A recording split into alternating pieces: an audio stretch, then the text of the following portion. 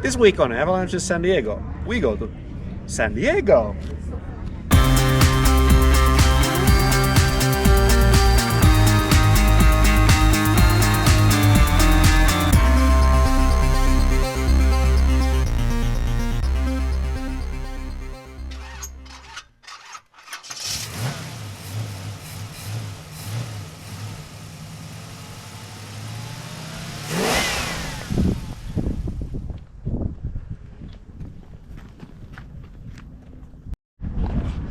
You can climb up. Yeah.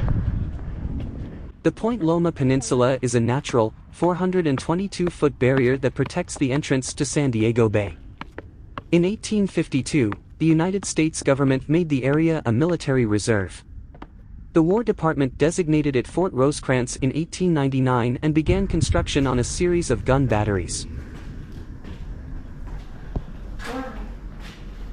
This is fake. No, it's real. Real? Yeah, it's a huge bullet. Between 1918 and 1943, the Army constructed searchlight bunkers, base end stations, and more gun batteries. So it can explode. Look, this is a slice of a cannon.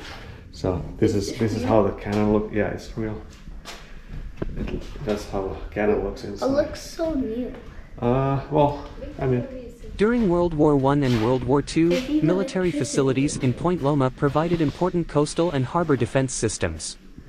The War Department ordered the construction of 2 mortar batteries, fire control stations, and searchlights on Point Loma between 1915 and 1916. see, these guys are in that bunker. They are looking at the binoculars to triangulate where the boat is, and there are the guns that they use to shoot. See, here are the bullets. See the binoculars or monoculars and the radio. Yeah.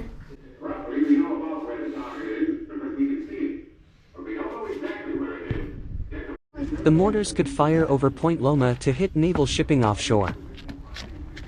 During World War II, the guns were deactivated in 1946, and most of the placements were raised and graded over in the 1960s. Only a few bunkers for supporting crews, observation, and ammunition storage remain. Currently, the bunkers are open to tourists every Saturday. When the war began, the battery was tagged to serve as anti-submarine, but the rolling guns needed to be mounted for accuracy at distance.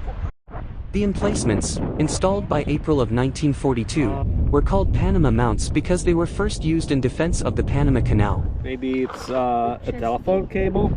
It goes right into the ground, or electric cable. I wonder why it's dug out like that.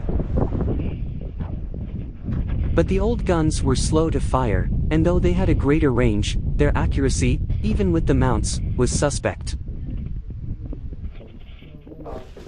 Yeah. And practicality is a measure of a number of different factors, such as rate of fire. And one of the problems that they have, one of the trade-offs is, one, you could do a lot of work and make your gun really, really accurate.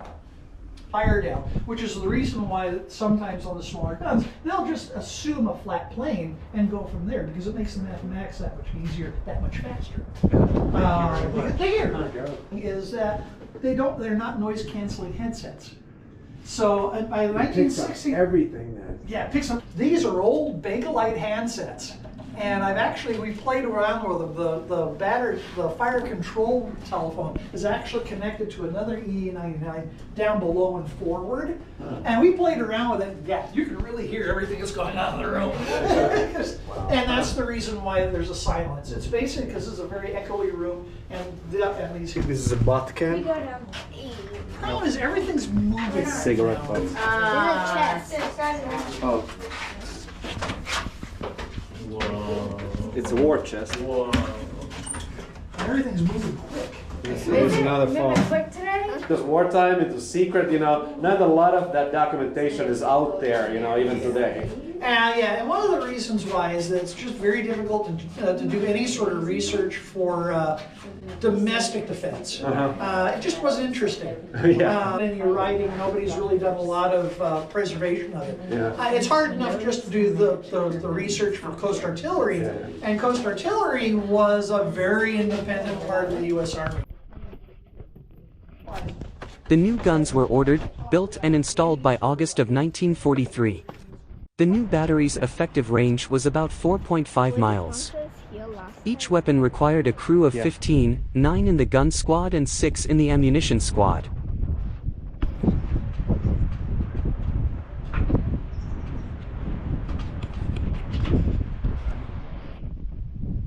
I think this way is the bunker. No, it's this down here.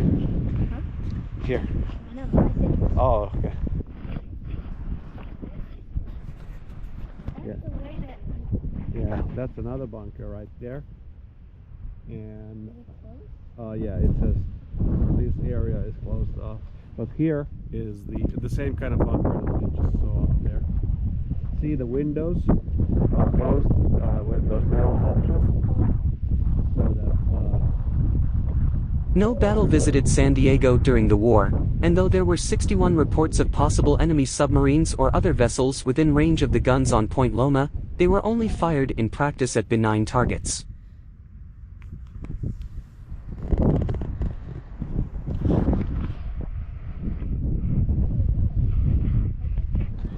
The year is 1855. The United States has just acquired California from Mexico, and the new state is booming. Is there a barn? San Diego is a small town of just a few thousand people, but it is growing rapidly. The harbor is busy with ships coming and going, and the town is becoming a major center for trade and commerce.